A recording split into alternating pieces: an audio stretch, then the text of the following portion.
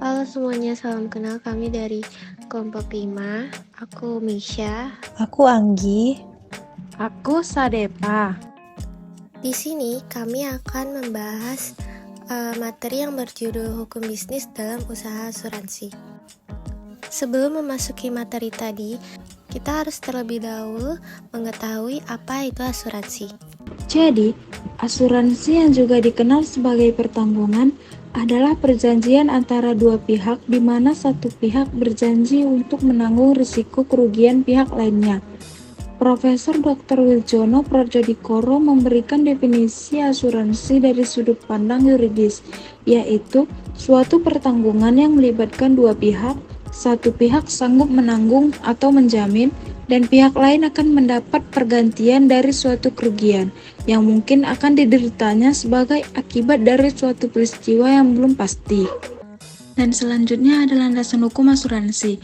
Usaha asuransi memiliki seperangkat peraturan dalam bentuk undang-undang. Hal ini diperlukan supaya usaha asuransi mempunyai kekuatan hukum yang kuat, baik bagi orang yang mengikatkan diri maupun perusahaan asuransi yang diharapkan dengan adanya aturan hukum.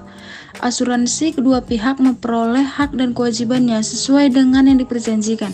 Pengaturan atau landasan hukum asuransi di Indonesia antara lain seperti pengaturan dalam Kitab Undang-Undang Hukum Dagang atau KUHD dan Undang-Undang Nomor 40 Tahun 2014 tentang perasuransian. Selanjutnya saya akan menjelaskan prinsip asuransi. Prinsip-prinsip yang terdapat dalam sistem hukum asuransi ada 6.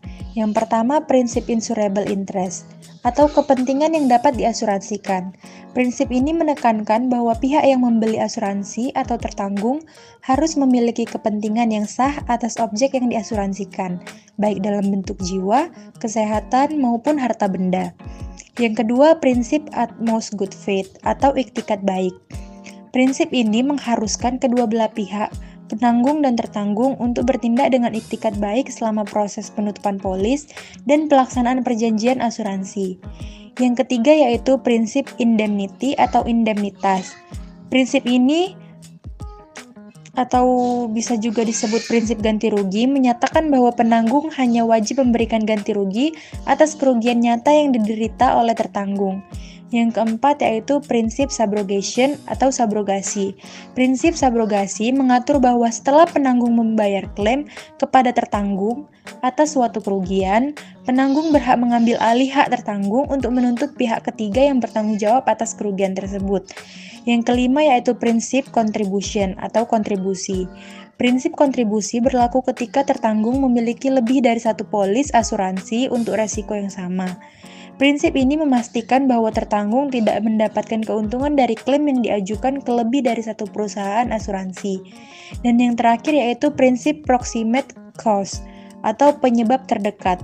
Prinsip proximate cause menentukan bahwa penanggung hanya akan membayar klaim apabila kerugian yang terjadi disebabkan oleh risiko yang tercantum secara langsung dalam polis.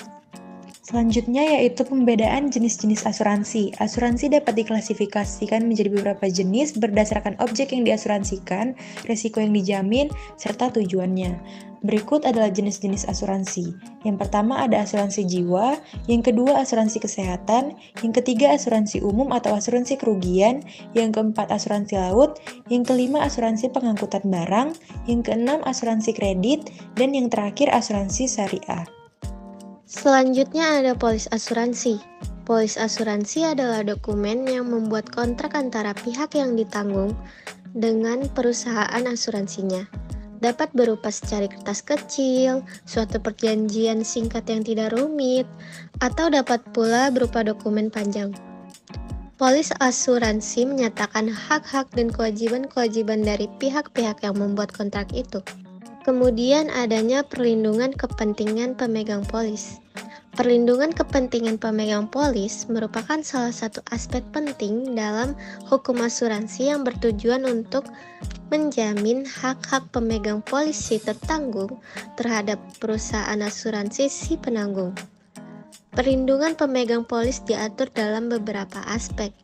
Yang pertama ada transparansi dan kejelasan polis, yang kedua ada kewajiban pembayaran klaim, dan yang terakhir ada pengawasan oleh otoritas jasa keuangan atau yang singkatannya kita sering dengar itu OJK. Selanjutnya ada studi kasus.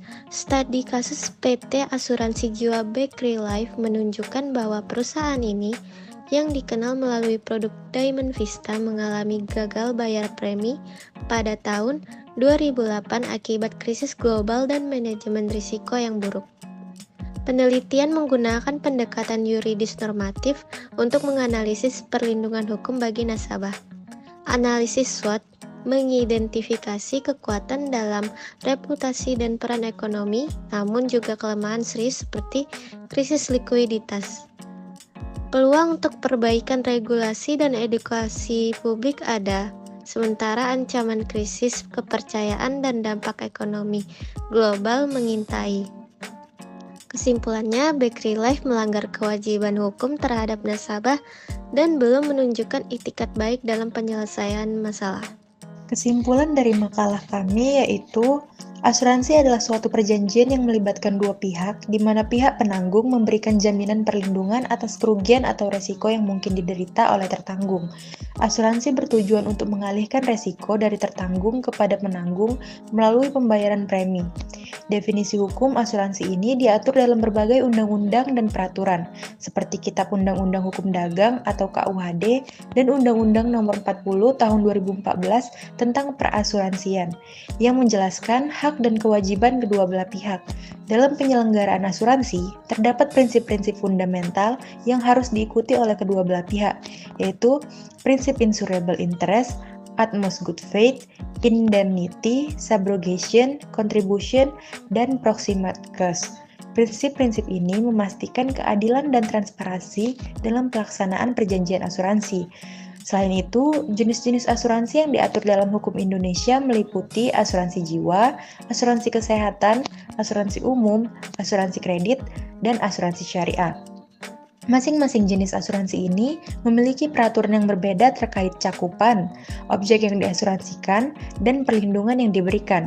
Regulasi yang ketat termasuk pengawasan oleh Otoritas Jasa Keuangan atau OJK bertujuan untuk melindungi hak-hak pemegang polis serta memastikan bahwa proses klaim dilakukan dengan adil dan sesuai ketentuan. OJK juga memberikan mekanisme penyelesaian sengketa apabila terjadi perselisihan antara perusahaan asuransi dan pemegang polis.